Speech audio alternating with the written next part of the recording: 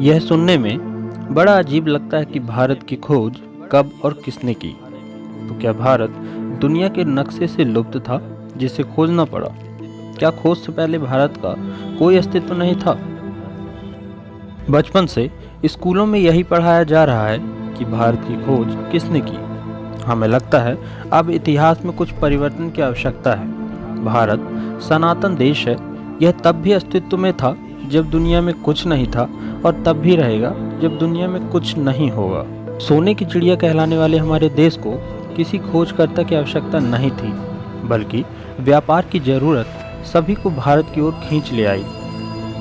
भारत की सभ्यता और संपदा अन्य देशों के लिए आकर्षण का केंद्र रहा।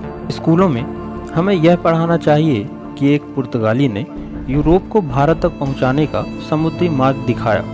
खैर, हम इतिहास तो नहीं बदल सकते, लेकिन भावी पीढ़ी को नई सोच से अवगत करा ही सकते हैं। यूरोपियों का पहले व्यापार अरब से होता था, लेकिन अरब के लोग अपने मिर्च मसाले आदि की तनिक जानकारी भी यूरोपियों को नहीं देते थे कि वह यह मसाले कहाँ से लाते हैं। अरबियों की गुप्त नीति यूरोपियों को समझ आने लगी। यूरोप के व्यापारी अरब के पार पूर्वी देशों से बहुत अधिक परिचित नहीं थे।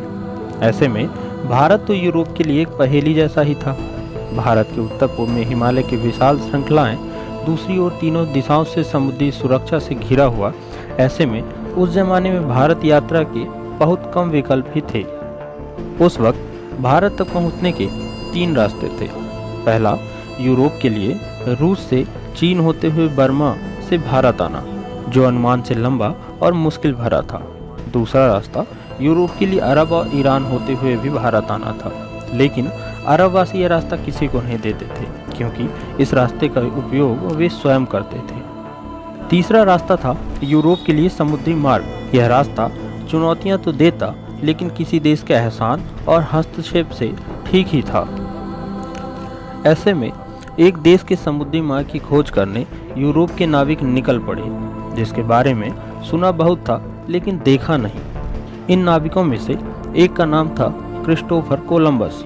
भारत का समुद्री मार्ग खोजने निकले कोलंबस अटलांटिक महासागर में भ्रमित हो गए और अमेरिका की तरफ पहुंच गए। कोलंबस को लगा अमेरिका ही भारत है। इस कारण वहां के मूल निवासियों को रेड इंडियंस के नाम से जाना जाने लगा।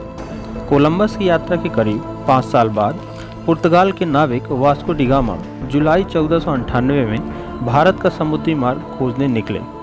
वास्को डी गामा ने समुद्र के रास्ते कालीकट पहुंचकर यूरोप वासियों के लिए भारत पहुंचने का एक नया मार्ग खोज लिया। इस तरह वास्को डी गामा ने यूरोप और वहां के लोगों के लिए भारत तक पहुंचने का एक नया और निजी मार्ग खोज लिया था।